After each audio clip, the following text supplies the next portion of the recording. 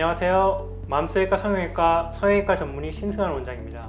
오늘은 가슴 확대 수술에 대한 얘기를 좀 해볼까 하는데요.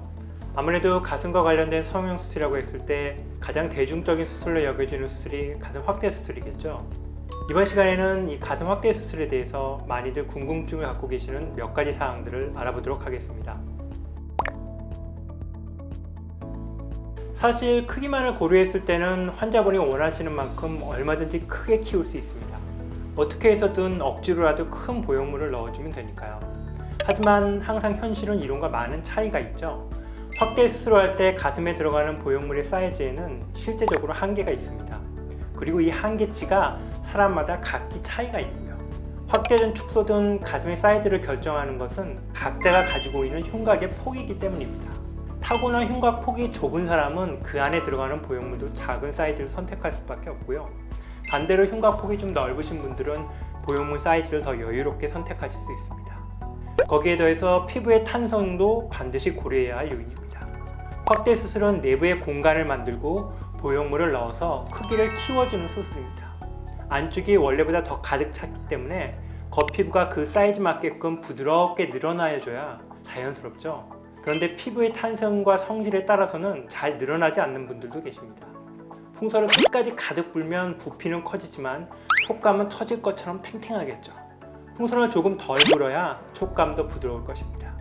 이처럼 피부가 타이트한 분들에게 무리해서 큰 보형물을 넣게 되면 촉감이 부자연스럽고 모양 또한 밖으로 뒤집어 놓은 것 같은 예쁘지 않은 형태가 될 수 있습니다.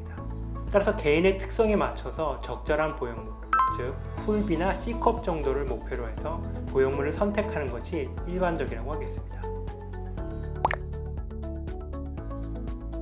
유방에 생기는 혹이나 유방암과 같은 질환들이 보형물과 연관이 있다는 확실한 인과관계는 없습니다. 물론 보형물이라는 것이 기본적으로 인공적인 물질이다 보니까 각 보형물이 가지고 있는 특징이나 제품의 성분 등에 따라서 건강에 안 좋은 영향을 주는 경우도 있겠죠. 또 아주 드물긴 하지만 최근 이슈가 되고 있는 거대 세포암 같은 질병과 관련이 있는 경우도 있습니다. 하지만 보형물을 넣고 확대 수술을 한다고 해서 그것이 바로 유방암이나 기타 다른 질환 등으로 이어진다는 것은 아닙니다. 또한 특정 제품이 가지고 있는 문제점이 모든 보형물에서 다 나타난다고 확언할 수도 없고요. 중요한 것은 수술 전후의 면밀한 모니터링이라 할 수 있는데요. 이러한 문제점들이나 본인 유방의 건강 상태가 우려되신다면 확대 수술 전 그리고 수술 후에 유방 초음파 등으로 검진을 받아보시는 것이 현명한 선택이라고 하겠습니다. 가슴 확대 수술을 받지 않더라도 어차피 유방의 정기적인 검진은 자신의 건강을 위해서 필수적인 항목이라고 할 수 있습니다. 네, 물론 받을 수 있습니다. 사실 가슴 확대 수술 후에는 유선 조직도 늘어나 있기 때문에 작은 혹이나 멍울 등이 수술 전보다 더 잘 만져질 수도 있습니다. 수술 후에도 기본적인 검진뿐만 아니라 이러한 혹이나 멍울 등 유방 조직에 어떤 다른 문제가 발견되었을 때 이를 제거하거나 처치하는 데 있어서 수술 전과 다름없이 치료받으실 수 있습니다. 다만 사람에 따라서 어떤 분들은 유방 조직이 작고 얇아서 보형물과 피부 사이의 공간도 얇은 경우가 있는데요. 이런 경우에는 조직 검사처럼 장비를 넣어서 하는 검사나 치료 같은 것을 받다가 보형물이 손상될 가능성이 좀 더 높아질 수는 있습니다. 하지만 이것도 드문 가능성의 문제지 무조건 그렇다는 건 아니기 때문에 조금만 더 주의를 기울이고 전문의와 미리 상의한다면 확대 수술 후에도 유방 검진이나 각종 검사, 치료 등을 얼마든지 문제없이 진행하실 수 있습니다. 물론 수술 전에 미리 검진을 받고 자기의 유방 상태를 살펴보는 것이 가장 좋은 방법이 될 수 있겠죠. 사실 특별히 나이 제한이 있는 것은 아닙니다. 수술을 받을 기본적인 건강 상태에 있고 딱히 다른 문제나 질병이 없으시다면 나이가 있으신 분들도 얼마든지 수술이 가능합니다. 오히려 최근에는 이미 아이도 낳고 육아도 어느 정도 하신 40대, 50대, 60대 환자분들도 점점 많아지고 있는 추세입니다. 아무래도 최근에는 사회활동을 지속하는 연령이 점점 길어지면서 그만큼 더 오랫동안 매력적이고 아름다운 체형을 유지하고 싶어 하시는 분들이 많아지고 있습니다. 나이는 숫자에 불과하다고도 하죠. 나이라는 틀에 얽매이기보다는 본인이 필요하다고 느끼시고 또 수술을 통해서 자신의 컴플렉스를 극복하고 자신감을 회복하는 데 도움이 된다면 한 번쯤 용기를 내서 전문의와 상담받아 보시는 것을 추천해 드리고 싶습니다. 기본적으로는 본인이 희망하는 컵 사이즈에 맞춰서 수술을 진행하고 있습니다. 다만 하나 짚고 넘어가야 할 점이 있는데요. 사실 컵이라는 단위는 가슴의 크기를 말하는 단위라기보다는 속옷의 사이즈를 표현하는 단위라는 점입니다. 예를 들어 우리가 보통 옷을 산다고 할 때 A 브랜드 사이즈 66 사이즈와 B 브랜드 사이즈 66 사이즈가 정확히 일치하지는 않죠. 속옷도 마찬가지로 브랜드나 제품마다 조금씩 차이가 있고요. 심지어 나라마다 기준이 되는 가슴의 크기와 그에 맞는 컵 사이즈가 저마다 다릅니다. 말씀해 주시는 컵 사이즈에 대해 대략적인 평균치가 되는 값을 예상하여 디자인하는 것이지 정확하게 몇 컵이다 할 수는 없는 거죠. 컵 사이즈에 집착하기보다는 스스로 예상되는 가슴의 모양과 촉감, 시각적인 볼륨감에 대해서 미리 잘 상의하는 것이 훨씬 더 중요하다고 할 수 있겠습니다. 어떠한 물질이든 간에 생물의 체내에 인공물질이 들어오게 되면 내 몸과 이 인공물질을 분리시키기 위해서 얇은 막이 생기게 됩니다. 가슴 보형물 또한 마찬가지인데요. 확대 수술을 하게 되면 보형물 주변을 얇은 피막이 둘러싸는데 이건 자연스러운 생체 반응이라고 할 수 있습니다. 그런데 간혹 이 피막이 얇고 부드럽게 형성되는 것이 아니라 두껍고 단단하게 생기는 경우가 있습니다. 피막이 두껍고 딱딱하게 생기고 거기다 이 피막에 보형물이 위치한 공간이 좁아지도록 압박해 온다고 하면 아무리 이 피막 내에 원래 보형물이 부드럽다 하더라도 아무런 소용이 없습니다. 어차피 겉에서 만져지는 곳은 두꺼운 피막과 좁은 공간이기 때문에 가슴의 최종적인 촉감이 당연히 딱딱해지는 거죠. 결국 내부에서는 보형물이 찌그러지면서 모양에도 변형이 일어나게 됩니다. 이런 현상을 구형구축이라고 합니다. 구형구축의 주요 원인은 이물질, 그러니까 보형물에 대한 자기 신체의 과도한 반응이라고 할 수 있는데요. 정상적인 얇은 피막이 형성되는 확률은 98% 정도, 구형구축의 확률은 1~2% 정도로 알려지고 있습니다. 사실 심한 구형구축이 발생하는 빈도는 그리 높진 않고요. 만약 발생한다고 하더라도 추가적인 수술과 처치를 통해서 두꺼운 피막을 제거할 수 있습니다. 또 예방을 위해 먹는 약이나 캡스와 같은 장비를 사용한 스스로 관리 방법 등이 있기 때문에 이러한 관리와 치료를 통해서도 구형구축의 발생을 감소시킬 수 있습니다. 전 이미 오래전부터 피주머니를 사용하지 않는데요. 사실 의사 입장에서는 피주머니를 달아놓는 것이 수술이나 경과 관찰 시에 용이하지만 환자분들 입장에서는 피주머니를 달고 있다는 게 여간 불편하지 않은 게 아닙니다. 수술 시 섬세하게 방리하고 지혈하게 되면 피주머니 없이 가슴 확대 수술을 하는 것이 충분히 가능합니다. 네, 가능하고요. 당연히 수술 시 비대칭 교정을 하게 됩니다. 하지만 한편으로는 환자 본연의 비대칭을 완벽하게 교정한다는 것은 사실 대단히 어려운 난제입니다. 여기에는 두 가지 제한점이 있기 때문인데요. 하나는 보형물 자체가 환자 개개인에 맞춰서 커스터마이징 되어 있는 것이 아니라 이를테면 270, 295, 325 이런 식으로 미리 정해진 단위에 따라 나와 있다는 것입니다. 즉 환자에 따라 미세 조정을 한다는 것이 불가능하다는 점이 있겠고요. 두 번째는 일반적으로 비대칭이 두드러지는 경우 가슴 자체의 비대칭뿐만이 아니라 척추와 흉곽에서부터 비대칭이 심한 경우가 많기 때문에 가슴 보형물만으로 이를 완벽히 보완하는 것은 불가능하다는 점이 있습니다.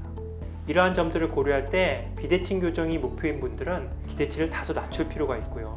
현재 상태보다 비대칭을 현저히 교정하고 양측을 거의 비슷하게 보이게 하는 정도까지 개선이 가능하다고 생각하시는 것이 좋겠습니다. 보형물은 사실 제조회사도 많고요. 재질도 다양할 뿐만 아니라 회사나 병원마다 서로 자신의 보형물이 최고라고 주장하기 때문에 혼란의 여지가 많이 있는데요. 오늘은 제품 하나하나를 언급해가며 각각의 장단점을 얘기하기보다는 여러분들이 판단하시는 데 있어서 중거가 될 만한 일종의 가이드라인을 좀 제시해보고 싶습니다. 우선 쉽게 고려할 수 있는 점은 수술을 받은 보형물이 지금 현재 많이 사용하고 있는 보형물인가 하는 점입니다. 너무 생소한 보형물이라든가 제조사는 피하는 것이 좋은데요.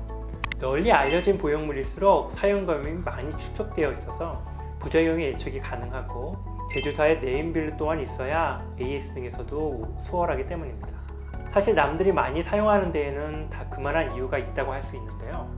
일반적으로 물건을 구입할 때야 가성비가 중요하겠지만 신체 내에 쓰이는 의료용품에 대해서는 무엇보다 제품과 회사의 신뢰도가 가장 중요하다고 하겠습니다. 또 한 가지 중요한 가이드라인은 미국 FDA의 승인을 받았는지가 중요한데요.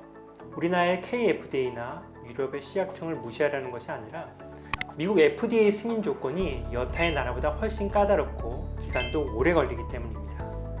FDA에서는 항상 장기 추적 결과를 요구하기 때문에 여기서 허가를 얻은 제품이 훨씬 장기 안전성이 높다고 할 수 있습니다. 여기서 주의할 점이 하나 더 있는데요. 일부 제조사에서는 우리 제품은 FDA를 허가받은 재료로 만들어져서 안전하다고 주장하는데 이는 사실 문제가 있을 수 있는 주장입니다. 재료가 FDA를 통과하는 것과 전체 제품이 FDA를 통과하는 것은 완전히 다른 차원입니다. 꼭 전체 제품, 그러니까 일부 재료가 아닌 제품 자체가 FDA 허가를 획득한 것인지 확인하는 것이 간단하면서도 확실한 검증 방법이라 할 수 있겠습니다. 일반적으로 절개선의 길이는 4cm 정도가 되는데요. 큰 차이는 없지만 보형물이 작으면 절개선이 짧고 보형물이 크면 상대적으로 절개선은 길어집니다. 사실 절개선의 길이 자체는 그다지 중요한 건 아닌데요. 절대 길이보다 중요한 건 상처가 얼마나 좋은 흉터로 남을 수 있느냐 하는 점입니다. 여기서 좋은 흉터라 하는 것은 자신의 살색보다 흐리고 폭이 얇고 높이가 평탄한 흉터라고 할 수 있고요. 반대로 나쁜 흉터는 색깔이 붉거나 진하고 두께가 넓고 튀어나와 있는 흉터라고 할 수 있습니다. 간혹 흉터에 나중에 레이저로 지우면 된다고 생각하시는 분들이 많이 있는데요. 사실 흉터를 지우는 방법에는 없습니다. 저도 매번 수술할 때마다 좋은 흉터를 남기기 위해 노력하지만 흉터라는 것은 체질적인 문제가 또 크게 관여하기 때문에 간혹 나쁜 흉터로 남을 수도 있습니다. 따라서 항상 안 좋은 흉터로 남는 경우도 미리미리 대비를 해야 하는 것이 중요한데요. 가급적이면 흉터를 감추기 좋은 겨드랑이가 좋고요. 겨드랑이 노출도 잦은 경우나 수술 후 팔 쓰는데 자유롭기를 원하시는 경우에는 밑선 부분 후 수술 절개선을 선택하는 것이 추후 안 좋은 흉터가 남았을 때에도 대비할 수 있는 좋은 방법이라고 하겠습니다. 기본적으로 동양인에 있어서는 가슴 근육 아래로 수술하는 것이 좋은 방법이라고 하겠습니다. 하지만 보형물 전체를 근육이 덮게 되면 촉감이나 모양에서 자연스럽지가 않은데요. 이런 점을 보완하기 위해서 가슴 근육 일부를 절개하여 보형물 아래쪽은 근육 위로 드러날 수 있도록 개선된 수술 방법을 사용하고 있습니다. 이러한 방식을 이중평면법이라고 하는데요. 최근 트렌드라 할 수 있겠습니다. 하지만 모든 경우에 이러한 방식을 사용하는 건 아니고요. 일부 유선 조직이 충분히 있거나 특히 전문적으로 휘트니스 모델을 하시는 분들의 경우에는 시합에 나가서 포징을 하거나 할 때 보형물이 과도하게 움찔거리는 현상을 싫어하는 경우도 있기 때문에 이러한 때에는 근육 위, 즉 유선 바로 밑에 보형물을 삽입하기도 합니다. 결론적으로 말하자면 어떤 일률적인 방법을 선택하는 것이 아니라 각자 개별 신체 또 직업적 특성에 따라서 수술 방법을 적절히 선택하는 것이 중요하다고 할 수 있습니다. 지금까지 가슴 확대술에 대해서 궁금해하실 만한 질문들을 답변해 보았는데요. 다음번에는 조금 더 디테일한 가슴 확대 수술에 대한 내용으로 여러분들을 찾아뵙겠습니다. 저는 맘스외과 성형외과 전문의 신승환 원장이었습니다. 감사합니다.